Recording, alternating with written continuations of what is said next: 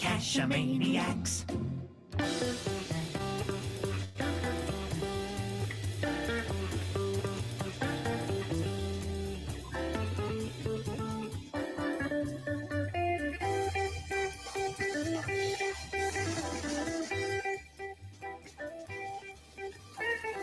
GeoGearHeads. Welcome back to episode 314 of the GeoGearHeads.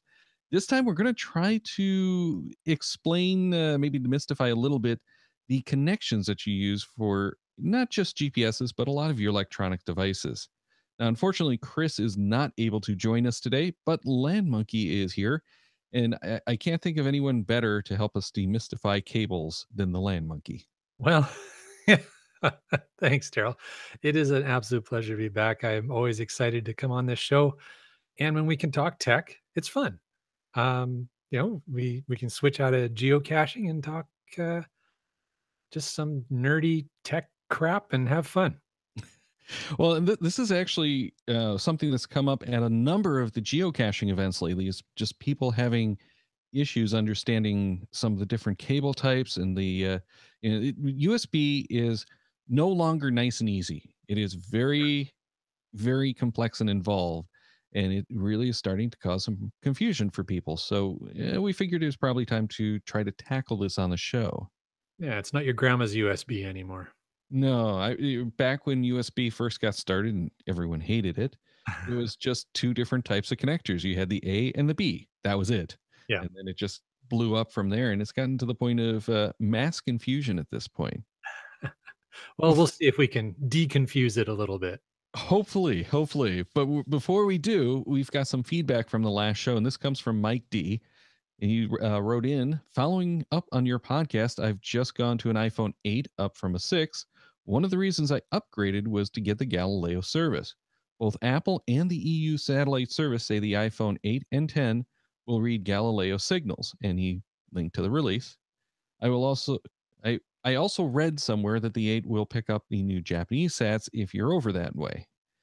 And this is something that we talked about on the last show. I think I misspoke when I was talking about it, that it wasn't going to do the Galileo, but what I had intended to say is that it doesn't do the level 5. That chipset wasn't available. Now, I did do some searching around, and Mike D also did some searching around when he was looking after I wrote back, and we're pretty confident from everything that we see that the L5 signals are not supported.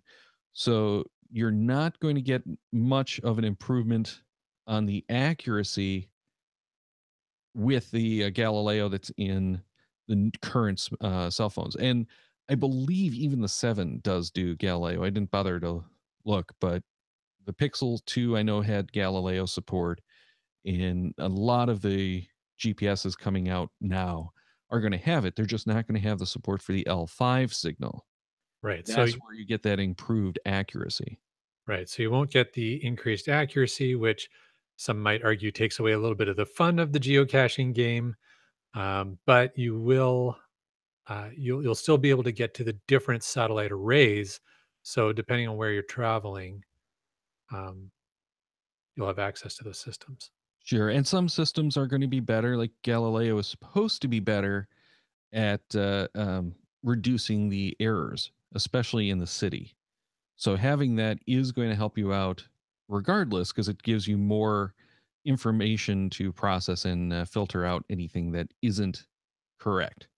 So your errors are going to be reduced, which is going to help you with your more accurate location, but it does not improve the precision that you'll get from the L5.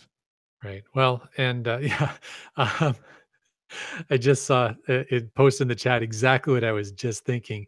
It says there's still 2+ million badly coordinated caches for people who think that it will ruin the game, and it's exactly the point. It's you can have pinpoint accuracy on your receiver now, but if the cache wasn't placed with the same technology, it really doesn't matter. So, Well, and as we talked about, I think it was last week, the 3 decimal places on the minutes that we're currently using for geocaching.com can be something like 30 meters, depending on where you are in the world off of the precision of the number isn't that accurate. So even if you got a more precise location, it's still not going to narrow you down necessarily more than what you're getting now. Not to mention the continents shifting, thus Yeah, the and there's all yeah, kinds of, yeah, especially after an earthquake, don't expect a geocache to be where it was reported to have been. there And you not just because of the shifting of the land underneath it. right on. He Okay. also wrote in, I'm pleased to say that despite rumors, London is not a geocaching wilderness. I live about 25 miles north and visit regularly. True, the three big parts, Hyde Park, Green Park, and St. James, are somewhat devoid, although there are two earth caches in Hyde Park. Go just south of Buckingham Palace, and there's a bunch of finds to be had. By the Houses of Parliament, there are four earth caches within 250 yards of each other. Go to Regent's Park, and where the U.S. ambassador lives, and there are new virtual caches just placed. Within 2.25 mile radius of Buckingham Palace, there are 266 active caches.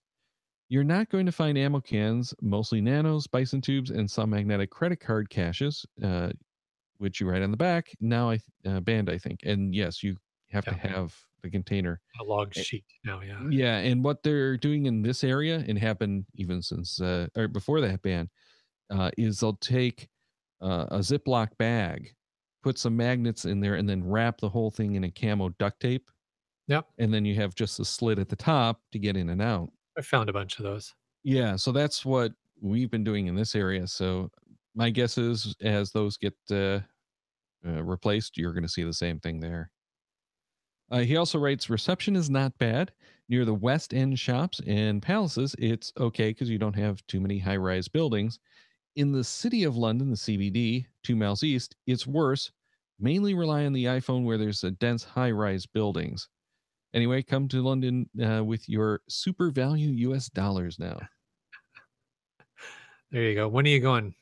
I wish I could, but no, I can't afford to do that in the next few years. So, but the joys of Brexit, I guess.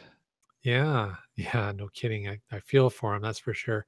Although I am enticed by the number of earth caches mentioned in this. So, Yeah, yeah, that is very cool to think about. yep, love them earth caches. But yeah, he talks about the reception there with the iPhone being the device of choice. I think he actually, in one of the emails back and forth, said he prefers the GPS normally. But this is one of the reasons why I've switched to the iPhone most of the time, is when I'm in the city, The which urban is cache. most of the caches I'm doing, it's as accurate, if not more than my GPSRs. Yeah, I think it depends on what kind of an urban jungle you have, and I guess now I've never been to Detroit, but I would imagine there are a lot of very tall buildings. Um, if you go downtown Vancouver, there's a lot of very tall buildings, and it's tricky to get coordinates. But once you're outside of the downtown core and you're into the areas where there's really no buildings over 6 stories at the most, um, for the most part, then GPS still works fine. Yeah, really in Detroit, we don't have a whole lot of the buildings, but the advantage in using the smartphone over a GPSR is that it uses the Wi-Fi and the cell towers to help get you a signal and more accurate, quicker lock, Right, and that is really helpful. Not to mention the fact that I can easily navigate between caches, and do the logging and that kind of stuff better. So it's not usually an issue here with the reception as much as it is with the ease of use. When you go into right, like Chicago, though, and nothing really works well, you're always going to be off maybe a block or two. And that's why I like the iPhone, or Android phones, whatever, because I can bring up these satellite maps and get a better feel. And I'm not really operating at that point off of the GPS, but just using the maps. And it's more of like an orienteering style game at that point. right on. Yeah, I have been to Chicago in my pre-geocaching days, and definitely that city is much more of a canyon, an urban canyon.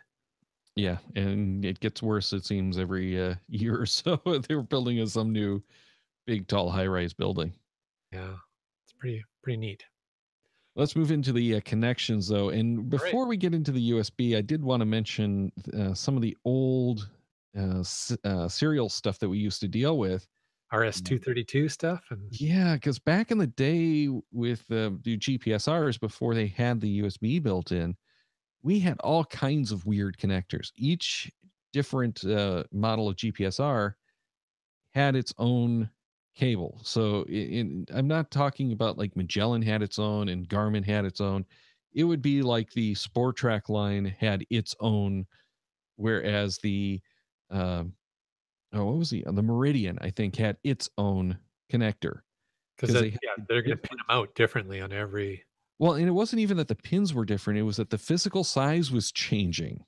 Oh, geez. Okay. Because they were designed to fit into mounts, yes, and they had these mounts, and there was these big pins, and a lot of it too, I think, came from at that point they were designing the GPSRs more for like off-road and marine use. So they had these giant pogo pin connectors so that it was much more forgiving, and you didn't have to worry about the corrosion. And eventually, we got into the smaller connectors and pins and the 60 series, GPS Map 60 and the 70 had these really funny round connectors, and they were always 4 pins. Hmm, like It a it, D it, it like just struck like a me as board odd. connector, yeah. Yeah, and they're very weird, very specific to the units. Hmm, But it was always a serial connector, and you just had at the other end a 9-pin connector. You got an adapter, and you were good to go. So now we're kind of getting back to that with USB and the different types of cables and everything. kind Uh, of, but I think we yeah, can help people get past that. It's not as daunting as it first seems. yeah, it's certainly nowhere near as scary as it looks when you first start getting into things like the Type C connectors. So Yeah, why don't we start off with the connections themselves? And Land Monkey, since you started on this research, put a bunch of notes in here, I'm going to let you take the first section here. sure. Thanks, Terrell. So we're going to start off and get into USB because honestly, we think USB is probably the piece of this that people are going to want to know the most about. It's the piece with the most options when it comes to talking about connections and cabling with respect to geocaching, whether it's your phone, whether it's a GPSR itself. So USB, which stands for Universal Serial Bus, it's a USB connection on either a cable or the port on a device is always identifiable by it has a unique trident symbol. It's a sort of a three-pronged little symbol that has a different mini icon on each of the prongs. So if you see that looks like a little trident, you're dealing with USB. So that's the first thing to know. So at least you know what family of cabling and connections you're dealing with. Um, it pretty much is the de facto industry standard in connecting peripherals via cables. It's actually been around since 1996. I didn't realize it had been around that long, or should I rephrase that to say I didn't realize I was this old? But it was fascinating to do a little bit of research on this and actually see how far back this went. There's been a total of 3 primary iterations of USB, 1, 2, and 3, but 6 releases within that family. So there's been USB 1, 1.1, 2.0, 3.0, 3.1, and 3.2. 3.2 actually fairly recently released just last September. Now, So, oh yeah, we should probably note here that these are like the protocols, and yes, the actual connectors can handle these various protocols. So if you have a 3 cable, it will handle everything backward as well, as long as the cable's physically capable of connecting. right. As long as your connector and the cable match on the end, Right, right. and we'll But talk about those. But yeah, but if you have a 2, it doesn't necessarily go to 3. right, A so they're cable that's backwards compatible. right, they're not necessarily forward compatible. No. I So I kinda work off the golden rule that they're never forward compatible and just always assume that I have to work from a 3 and Yeah. work backwards. Right. But there are some situations where you might not want the three, like for a micro B connector, for instance, it won't physically fit. So we'll get into that in a little bit. But the other thing that I don't think you have noted in here is there was also high speed on a couple of these standards, like USB 2 had a high speed Yeah, standard. it did. And that would cause some problems too, because if you didn't have a high speed rated cable, it would not necessarily work if it was a high speed device. That we actually ran into, I want to say it was a camera that wouldn't work because the person who had tried to connect it to their computer had a USB 2 cable, not a USB 2 high speed, and it was airing out. So when we replaced the cable, everything was hunky dory. Yeah, there was a period, and I guess to some degree it still is the case that you kind of your best bet is to always use the cable that came with the device.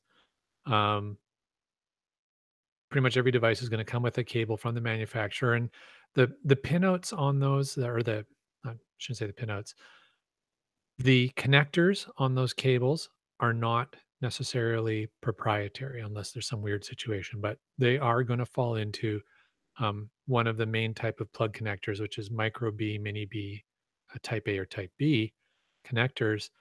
Um, but they're exactly like what Daryl's talking about. There may be a speed difference. So USB 1 and 1.1 had what they called for their transfer rate full speed, which is 12 megabits per second. In USB 2.0, there was the option, or there was a high speed um, option on it, which was a 480 megabits per second. Well, from 3 and onwards, they now have super speed. So I don't know where they're going to go after super speed, but infinite speed, Hyperspace. hyperspace. There you go. They've gone to plaid. Wow, there's an obscure movie reference. All right. But yeah, in USB 3.0, super speed was a maximum transfer rate of 5 gigabits per second. In 3.1, that doubled to 10 gigabits per second. And in 3.2, it doubled again to 20 gigabits per second. Um, so this is probably starting to sound like a lot of Greek to some people, Yeah, and but it's certainly more than you need for a GPSR, but it's going to be really handy if you're trying to transfer files to a camera or from a camera so that you can do your video editing, that kind of stuff. exactly. And sorry, I just to interrupt for one moment. Wet Coaster got my reference and noted that the next step up is ludicrous speed. So that Which I have no doubt they're going to reference at some point. Getting back to the protocols and connectors, you'll notice that the protocols are numbered. The connectors are given letters. So it's A and B, and then there's also a C, which is where people really started getting confused. yeah, But the A connector went to the host, it goes to the computer. The B connector goes to the device. So that's your camera or whatever, right. So your here, GPSR. I'll for everybody who's watching the video, this is your A connector. This is when you think of USB cable, this is the thing you always see. This is the thing you're used to seeing here. I'm holding it up in my video feed. Um, this is my GoPro cable, but it's it's the standard A connector. It's got the I guess it doesn't have to be white. I don't know if that's like for some reason it's almost always white, but it has the Well, it's plastic. white or black typically.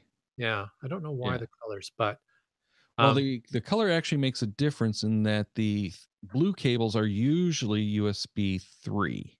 that makes sense. You're right. Not always. And then the green cables are for a Qualcomm, I think it is, high speed charging for cell phones. And then there's a red one, which is one of the other protocols. So there are those three colors in the cables actually make a difference. There you But go. the A cable is what a lot of people refer to as the duckbill.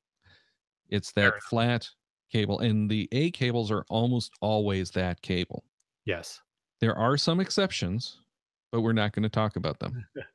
So yeah, so those are the plug connectors, the A style plug connector that will fit into every laptop, computer, um, pretty much every device that has a standard USB. connector. And you're right. Now that I think about it, the blue is on the USB 3.0 that I've seen on my devices. Thanks, Daryl. Yeah. Now the A cables are not on all laptops anymore. There are a number of laptops that have switched to C connectors. Now, we mentioned the A is for the computer, for the host. The B's are for the device. But then there's this C connector now, and that is bidirectional. It doesn't matter which way it goes. It can talk to the computer, it can talk to devices, and it's the same connector on both sides. I found that interesting when they did it because kind of the thing with USB that they always had was that it was you could never plug it in the wrong way, right? It was always this thing of the cables had unique connectors for different ends. So when the first USB cables came out, and it was the A on one end and the almost square B on the other end, right? Yeah, And that's the straight B. the straight B, thank you. And there's just no way you could screw it up. They can't physically go into the wrong port. But now they've actually made, as you say, with the Type C, it's actually bidirectional, which is really cool. So they've dealt with that concern by improving the technology. Right. And there's a lot of technology behind the three to allow that to happen. And it's not actually the three that has that technology, it's the C connector itself. That whole technology is what does it. However, there are such things as type 2 USB C connectors. Of course there So are, it gets because really confusing. yeah, But the B connector is that usually that block that kind of almost a square that you see on like the back of a printer or whatever. yeah, Then there's the mini B, which has these funny little tabs on either side, but it's a small little connector. And that one is what most GPSRs use. Not all, but most use that right, connector. It's also what the older GoPros use, like my GoPro. The newer ones are actually going to the micro B connector, and that's the one that you'll find on most of the cell phones. right. It doesn't really have the definition of the in the shape that you get off of the mini connector. It's supposed to be a little bit more durable. I know most people are going to argue that that's not the case, that their B connectors are usually falling apart on them, but it is a little bit more forgiving. And all of these connectors are directional. You have to get them in the right way. Yeah. Now, there are some hacks on the A connector that they made it reversible where it's just a little itty bitty flap that kind of floats in between. So if you plug it in one way, it works. And if you plug it in the other way, it still works. But you can't really do that with the micro connector or the mini connector. Well, I don't think that's something you're gonna commonly find in a lot of peripherals or systems that people are buying anyways, so Well, no, that's the cables that will do that. oh, and So if you that's go and probably buy for like, yeah, oh, if you sorry. go and buy like the right angle charge cables, where it's the A side has that right angle for tight connections, you'll typically find them there. I also have a power meter that you plug in, and that one does that too because you don't know which way is going to be necessarily facing up. Like on my car, the port is upside down from what you'd expect it to be on like a computer. Right, okay. So they need it to be reversible. But this is one of the nice things with the C connector is that the C connector is reversible. Yeah, Now, we mentioned the B connectors as the USB 1 and 2 style. When you get to USB 3, it needs extra pins in there. So even the A connector, even though it looks the same and they can physically attach, they are a little different. So that's why a 2 can't do a 3 because there are extra pins that are needed. But you can use an A in a USB or a 3A connector on a USB 2 computer and still have it work. yeah, But when you get up into the micro and the mini connectors, actually, there is no mini, there's just the micro. It's not the same connector at all anymore. Now they've widened it out and it has an extra set of pins in an extra port off to the side. Very, very confusing. And the B connector, the standard like boxy one, has an extension off the top for those extra pins. So most of those devices will work with a USB 2 cable and with a USB 2 computer. Right. However, you don't get any of the USB 3 advantages. Okay. So we've gotten pretty technical on this, Daryl, but I'm thinking for the purposes of listeners who maybe they just want to know, okay, how do I just damn well make sure I don't put the wrong cable into something, or how do I, I've lost my cable for my GPSR. How do I make sure I buy the right one off of Monoprice or wherever? So I think some of the practical advice we can give you is, first of all, to do a quick Google on the specs, the USB connector specs for your GPS or whatever device it is you're trying to buy a cable for, to understand um, what flavor of USB it is supposed to be using. So it's unlikely it's going to be one unless you've got some really old equipment. Um, Right. but Well, at whether this point, you really can't find much in the way of USB 1 cables even. no, Everything is going to be at least USB 2. exactly, Most of the time, it's going to be USB 2 high speed cables because exactly, you can always go down. You can't go up. And what's the point of making a USB 2 cable that's not high speed at this point? precisely, yeah. So yeah, so I think the advice is understand um, which flavor of USB you're looking for, which release of USB that you're dealing with, and then make sure you understand what connector type you need. And with those two pieces of information, it's going to be pretty hard to go wrong. I don't know. What do you think, Daryl? Yeah, yeah. As long as you're getting the USB cable with an A connector, usually for the computer, and micro USB on a 2 cable, you're going to be good for your phone. Not necessarily. A lot of phones are going to the C connectors now. Yeah, And then for the GPSRs, it's usually that mini connector. almost entirely always. Yeah, And those are actually getting harder to find because very, very few devices are using the mini connectors anymore. They've gone to the micro. yeah. And again, the reason for that was that a micro connector is supposed to be more durable than the mini connector. I haven't Arguably, seen, yeah, yeah, I haven't really seen that, but I have broken a fair number of both.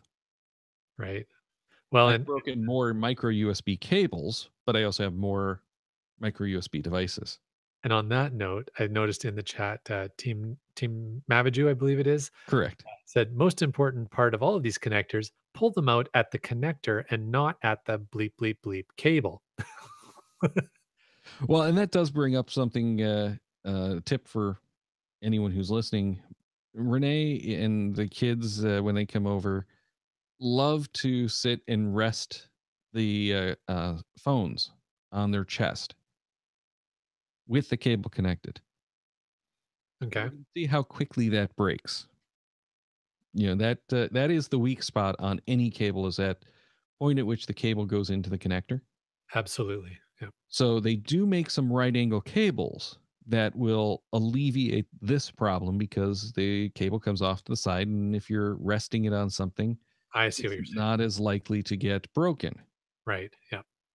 So I've gotten a few of those and had to purchase many fewer cables. But even for the cables like in the car, I always look for the cables that have a good stress relief on them. And the Anchor power line, I think is the line that they're calling it, has a nice, smooth, tapered end with a rubber end to the actual stress release. It's not that like giant coil like look that you get from some of them. Right. And those coils always break on me. They just never work as a stress relief. So these have been the best ones, but even then, I still destroy the cables pretty quickly.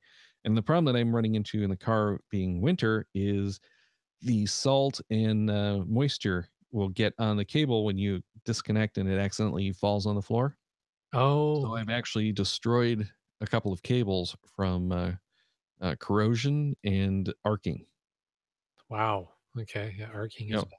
yeah, because if you've got just a standard power connector in the car, USB power cable or power connection, and it falls down while that's still on, like most cars, your cigarette lighter, your power port, whatever they call it, Yep. is still active after you've turned off the car and opened the door. So when it falls into a puddle, it still zaps itself and can fry the cable. And hopefully that's all it's frying, Yeah. because we've had some where it's fried the uh, power adapter that you plug into the cigarette lighter. Well, yeah, it's possible. It's possible. So, yeah, I think that's a good overview of USB. Well, before we get into or before we leave Yeah. USB, one of the big things now is the power. And you did Yes, good have point. a chart that you dropped in here, and the power delivery is remarkably different for the different classes of USB. However, when we go over this chart, keep in mind that there are some proprietary things, like we mentioned the Qualcomm quick charge stuff before, that isn't covered in this. These are the standards. Right. So the original USB 1.0, 1.1 was only capable of 5 volts at 1.5 amps. That's its maximum power. Then we finally got into with some upgrades on USB, some other stuff. But when we went to USB 2, it was rated at 20 volts, which I found kind of interesting because I thought it was always 5, but Mhm. at 5 amps. Well, that's and again, that's the max power that you can put Correct. through it. So it doesn't mean that the devices are gonna be drawing that. Right.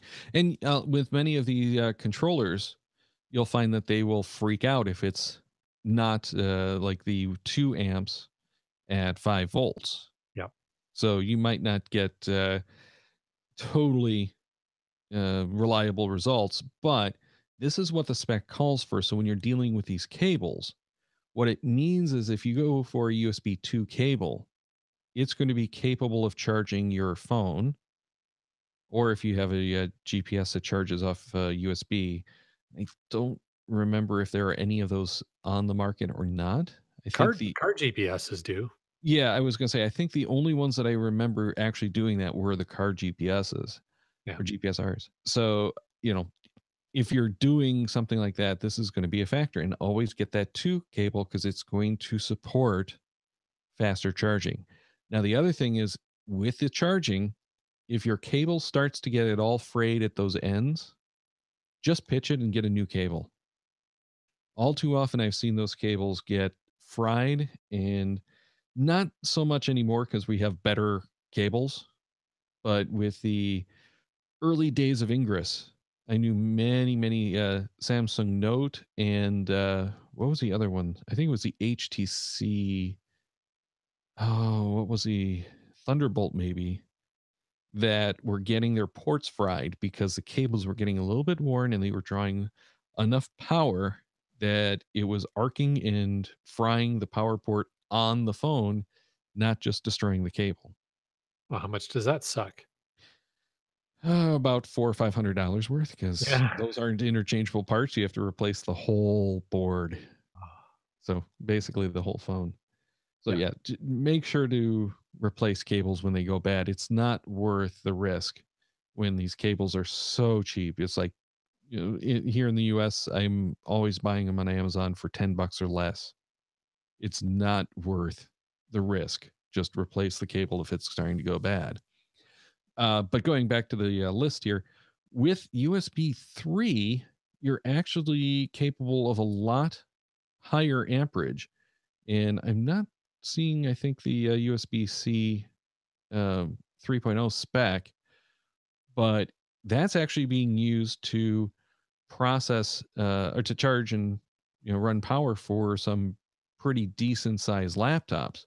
They Mhm. can handle a lot of amperage, and if you've got the USB C connector on an iPhone 8 or 10, that's how you get the rapid charging, and it's using this standard USB C power delivery. It's not using the proprietary stuff like the Qualcomm, and um, Google is really hot on this. They want to try to eliminate all of those third party standards, which aren't really standards, but the third party quick charges, and they want to go to just USB C because USB C is capable of it and it's a standard. You don't have to worry about Am I using the right quick charge? Because if you use a Qualcomm phone on the, yeah, I can't remember the other one. It's just, out there.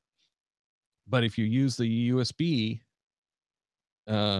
cable and charger for the Qualcomm quick charge, it's not going to work on your phone that uses some other standard, including the USB-C standard for quick charging. Interesting. Okay. Grr. Yeah. So it was interesting to me, Daryl, when I looked at this table and we're talking about USB revision 3 and the power delivery specs for this. 20 volts, 5 amps is the output that I have seen on most external power adapters for laptops. So you you could your the USB spec is enough power to power a laptop and operate a laptop, charge a laptop battery. So that's pretty impressive kind of stats. Yeah, well, and that's what we're going to. And this is why USB-C is so cool.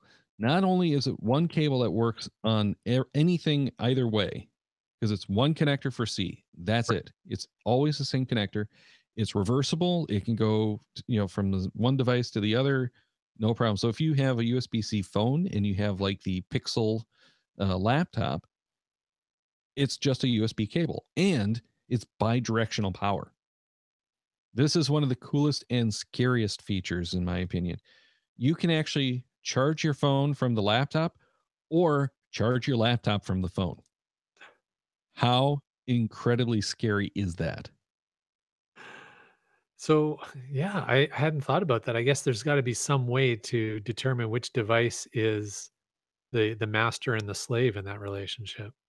Yeah, and that's one of the things is I've not been able to find anything on it. Hmm. Is it how it figures out which is which. But my understanding is it will not charge either one if they're both over a certain percentage and not on power. If they are on power, whichever one is on power will charge the other one That's automatically. the master, right? That makes sense. Right. Yeah.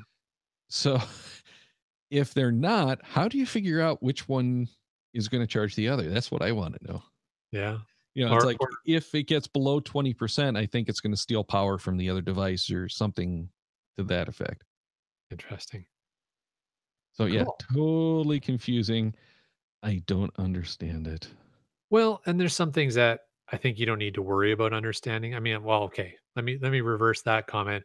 There's things that'd be cool to know more about, but in order to, hook up your devices and make sure that you can get to your phone's charging and your tablets connected and powered up and get out there geocaching, there's some aspects of the specs you don't really need to worry about as long as at the end of the day, you're getting the right connection type, the right connector type, the right revision of USB so that you're getting the right amount of power pull. Um, yeah, those are kind of Yeah, the and details you need to worry about. you really don't need to understand most of this stuff more than the types of connectors. But it's Yeah. neat. Yeah. And it does help if you know more about it. Yeah. Uh, but we haven't mentioned the Lightning connector from Apple, which is proprietary to just, I'm going to say iOS devices, even though they use it on some of the other ones, but it's an iOS connector. Well, and not being an iOS guy, like I haven't used or purchased and used an iOS device since the 30 pin connectors. So Lightning was, I really didn't understand much about it. So this has been interesting. Yeah, Daryl's holding up the Lightning connector there. Yeah. And the Lightning connector is my favorite of these connectors. I hate it because it's proprietary, but as a physical connector, this gives me the least amount of troubles because it's just a flat pin. There's no, like the USB-C connector, it's like a round hole, a round shield, like a cookie cutter that you have to plug in. Yeah. And I have had problems with those type of devices where that center part on the device itself breaks, and even just plugging it in, sometimes those connectors get bent and stuff like that, so they Yeah, the won't fit Lightning anymore. connector is a stroke of genius, to be honest. Yeah, yeah, but it is essentially a USB 2 connector. However, It is not USB. It's No. its own proprietary connector that does so much more. And it does replace, like you mentioned, the 30 pin connector, Yeah. because the 30 pin connector was big and out of date. And that one was so straightforward when they released it. It's, these pins handle your speaker, these pins handle power, this is data over USB, this is, they had pins for everything basically. But it left some extra pins available, and even then, by the time they were done with that connector, they had reused pins and the pins didn't even equal the same thing. So Yeah. different devices would use different pins to talk to the different things. Yeah. So So it was Daryl, bad. yeah, there you go. In summary, Daryl, Team Maviju in the chat put up a link, and just so you know, Team Maviju, that the link is broken for me. I can get to the host site, but not the article. But apparently, it looks like if I read what the URL here is, it's an explanation of what we were trying to determine earlier of which device is host and which device is drawing when it comes to Total uh, power. power. So, Cool. so there is an article out there. Yeah, on Quora. So we'll have to try to find that again. Very Uh, cool. but in any case, the lightning connector is 30 pin, or is 8 pins instead of 30. It's four Yep. on either side and it's reversible. So Which it's very, very forgiving. yeah, it is the default connector, as we said, for basically every Apple product now. Um, and any Apple accessory pretty much is going to have a some variation of the that cable Well, on the iOS side, on the you don't find that for the Mac side, which is part of why I get so annoyed with it. But it is essentially the replacement for the B connector on most Apple products. Instead of putting in like the micro B connector, they put in the lightning cable, which is an 8 pin cable. It's reversible. It supports things like audio that typically you can't get out of a USB connection. yeah. Well, and on that note, talking about supporting other services and protocols, um, that brings us to Thunderbolt, which is another variant of connector types. And there's often a lot of confusion between Thunderbolt and Lightning that because, you think Thunder and Lightning, these must be related. They're not. They're Well, I think it's someone at Apple marketing, because the Thunderbolt cables have been out long before Lightning was even conceived of.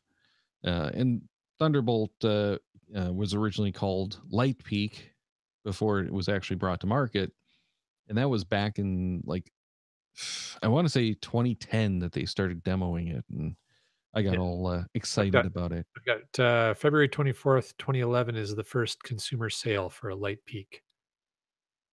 Yeah, under the Light Peak, which was not actually an Apple product. Mhm. I can't remember what that was, but I want to say um, it was a um, disc station or something like that. Okay, No, it that wasn't a would make disc station. sense. Yeah, but The yeah, the big thing that people wanted at that, when they came out with it from Thunderbolt, was just bigger, faster discs. yeah, But through really, Thunderbolt is a replacement for a PCI, for the cards that go in your computer. which is The whole cool when you start to think about it, is that you're taking this whole concept of having to have PCI cards and directly plug the peripherals into the system, and whether those peripherals are display or some sort of serial signal or DC power, that all of this can now be managed out of one port. Well, up to 6 peripherals out of one port right, because it daisy chains. because it daisy chains. Yeah, Yeah, which is yes, pretty cool. yeah, it's very cool, and you can have everything from like a graphics card to a hard drive to docks are the most popular thing. And Sony, probably 3 or 4 years ago, had a really cool laptop that was designed to be kind of a gaming laptop, but it could only really game when it was docked, because it used Thunderbolt, though they didn't call it Thunderbolt. It was a Thunderbolt connector in the dock to interface with the high end GPU, but it had like a low power GPU in the laptop. Got it. So when you docked it, it had this really nice high power graphics card. And when you undocked it, it was not so good, but it was better on power. So you didn't have to That's a worry good about call. killing your battery. That's a great idea. It was, but it didn't work so well. Ah. Great idea, poor execution. Hate when that. Well, yeah. Think about how much software you need, and how much the OS needs to know that your graphics card is going away if you happen to sleep your laptop and undock it. Fair That's a enough. lot of extra stuff that they need to work out. And even though Apple has been one of the big proponents of Thunderbolt for close to a decade now, not quite, I guess, they only, with the last release of the OS, really supported external GPUs. Hmm, So you could have a GPU external if it's driving an external monitor. But with the latest version, now you can have an external GPU that interfaces with the display. right on. Well, So, not something that was easy to do. no. Well, and since we're talking about connectors for this episode, we can talk a little bit about Thunderbolt. Now, if you want to know whether your device is using a Thunderbolt connection, that's going to be identifiable by it's going to have a lightning bolt symbol that has an arrowhead on the bottom of the lightning bolt. So that's how you know it's Thunderbolt. Now, again, like USB, there's different flavors.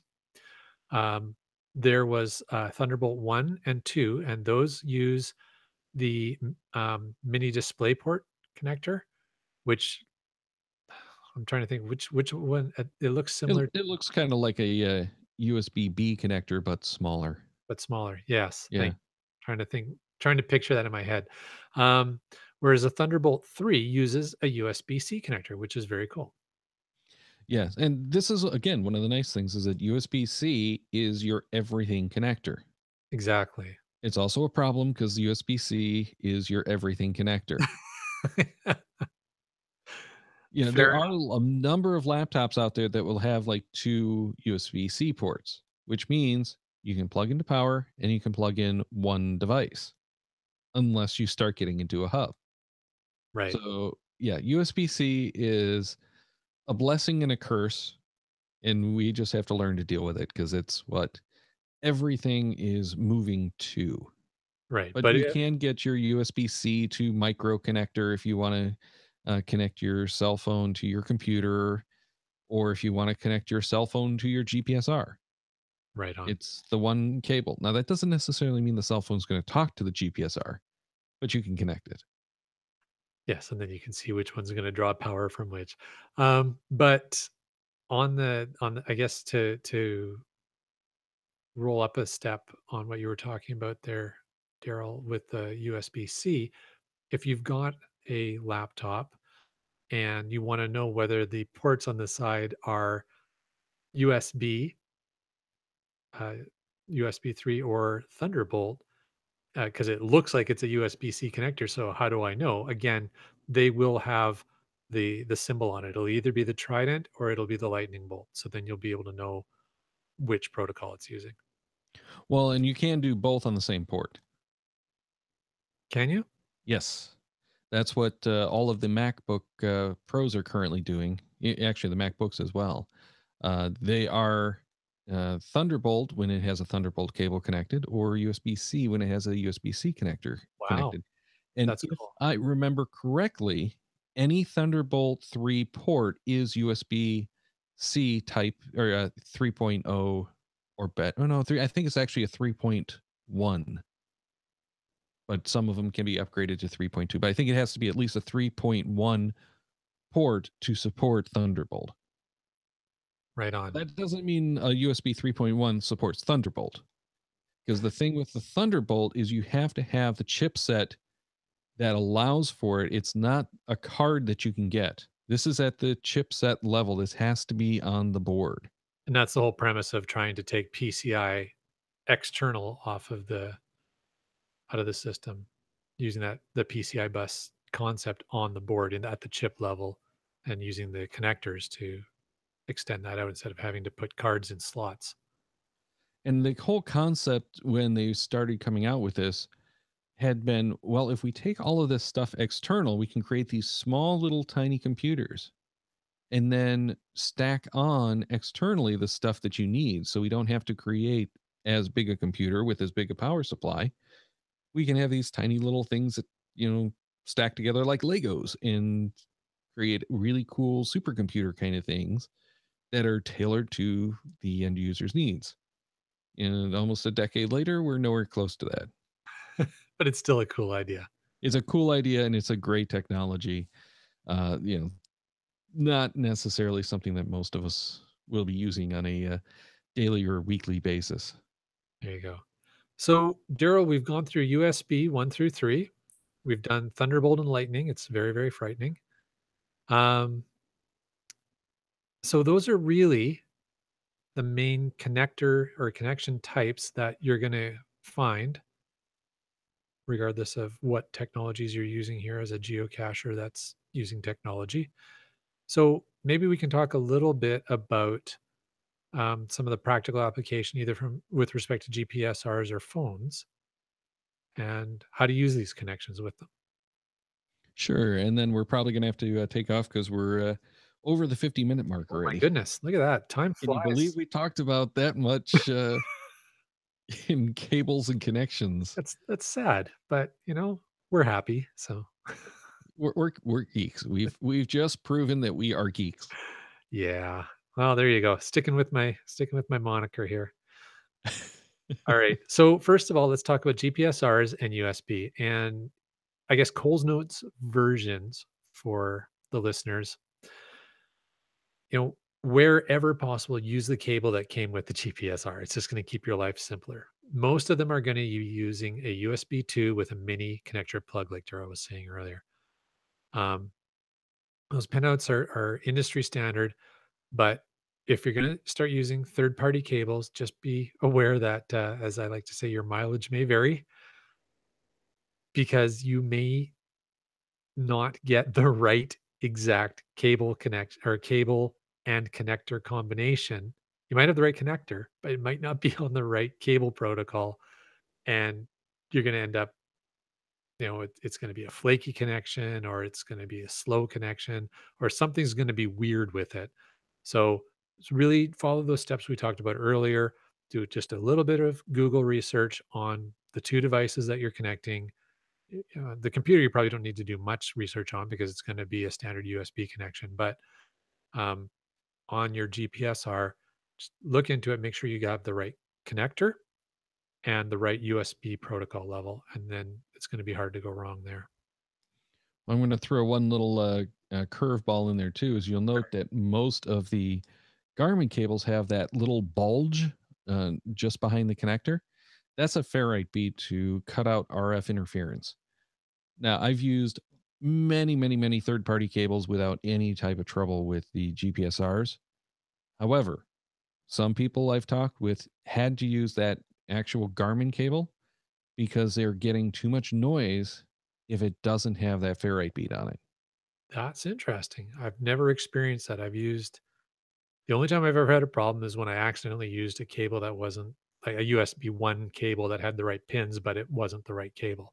Sure, yeah, and I've used those kind of cables to charge, like in a Yes. car, But you're not going to but get a data you're transfer. not yeah, it's not gonna be reliable for the data. You'll get, like, disconnects. That's if you're having a whole bunch of disconnects, if you're having errors copying the data, that's a good sign that the cable is bad.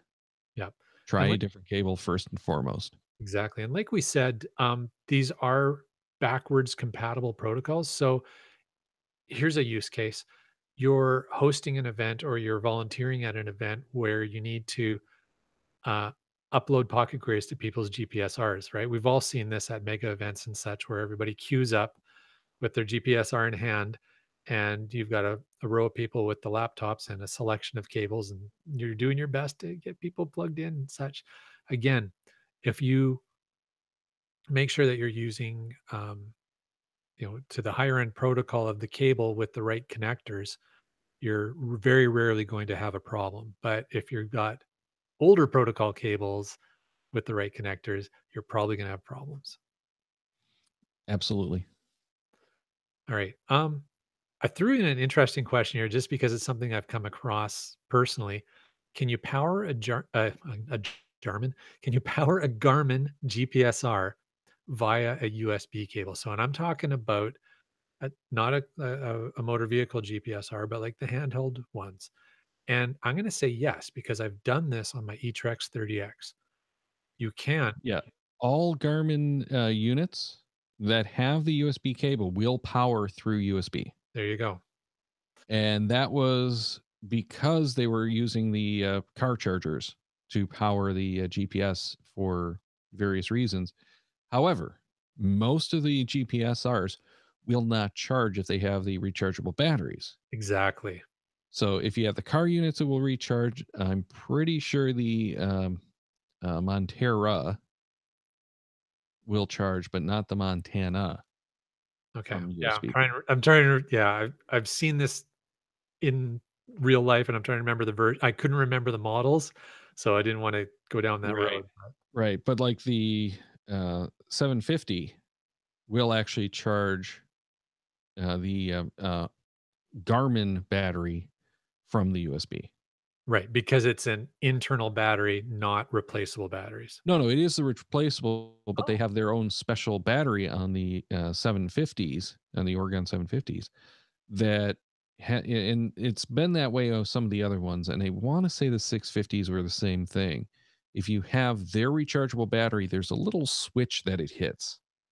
So if you have NIM batteries and you want to push that button in and tape it down, that has worked for some users. I don't recommend trying it. I I'm also thinking don't recommend charging the batteries in the GPSR. yeah, exactly, and I think that's where I was so, okay, when I said the internal batteries, I meant, like, the batteries from the vendor that are so Garmin's own battery pack, Right. as opposed to taking a pair of rechargeable, nickel metal hydrates and or whatever you're gonna do. So, yeah, definitely advise against trying to charge batteries in there. But like we said, it will run on external power. So, if you're in a pinch and you've got a brick phone charger, um, you can use that to make your GPS R operate. That's a pretty clunky solution. I'm not sure why you'd want to do that, but you could. Well, more to the point, what you do is you take it to the car and plug it in when you're in the car. So if you're doing your navigation from the GPSR, you're not drawing any power. Plus, if you're powering off the USB ports, frequently the unit will run at a higher screen brightness than if it's not. Okay. I have had issues with, I think it was a 64, the GPS map 64, that maybe it was actually it was be the 62 because I don't have the 64. So 62, where if I had the brightness up all the way, it was still drawing power off the battery as well as the USB because it is not using more than amp from the car chargers. So it Okay. needed a little bit more power than it could get off the USB port. So it drained the battery as well as using the power from USB. There you go. So, as I like to say, your mileage may vary, but Yeah. you can do it. All right. So before we wrap up, just a quick summary. In most cases, your computer is going to be using a USB A connector, which is also what the battery, external battery packs are. The typically the USB A's, wall chargers, that kind of stuff. The USB B micro connector is what is used on most Android phones and most of your third party devices, like your headphones will charge with that. Most of your cameras are going to be doing that kind of stuff now. The mini, which is the older connector, is what's still used on most GPSRs. Yes. However, most devices are going to be going to this USB Type C connector, including your laptop. You're already getting a lot of the cell phones, your Android mobile phones that are on the Type C connector. And we're starting to see some of the headphones and things like that using USB Type C. So everything is ultimately going to go to USB-C, probably just in time for a new connector to come out anyway. But USB-C is the way everything's moving. So don't be surprised. Don't be scared. Just be prepared to shell out a lot of extra money to start buying USB-C cables. There you go. Awesome. Well, thank you very much, Land Monkey. Before we go, you work with Chris on another show, but maybe some of the other listeners don't know that.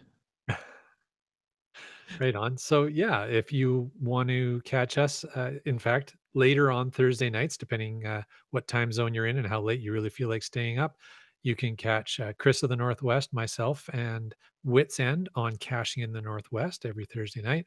And of course, check cachingnw.com where you'll find our podcast on a weekly basis. And if you're interested in my own geocaching adventures, follow us on Twitter or Instagram at LandMonkeyGC. Thanks, Daryl. Thank you. Now, we do have some more great shows coming up. Next week, we're going to be talking about trackables again with I'm Johnny Cash. Then on the 18th is going to be our next randomized show. Then on the 25th, this is one I know you're looking forward to, Land Monkey, Yes, 3D printing. I So love you're going to be coming back with Antaeus and C. Nelson to talk about 3D printing of geocaches. looking forward to that. I love those guys. Now check the Cachemaniacs website at cachemaniacs.com for more on the GeoGearHeads, including show notes for this and all of our episodes. We love hearing from our listeners, so leave us feedback by emailing geogearheads at cachemaniacs.com or through social media. Your support helps keep the Cachemaniacs shows coming. Please consider becoming a patron through the link on their website to support the Cachemaniacs shows. GeoGearHeads is produced by Chris Suffenauer and Daryl Wanberg. This show is copyright 2018 by Daryl Wanberg. All rights reserved.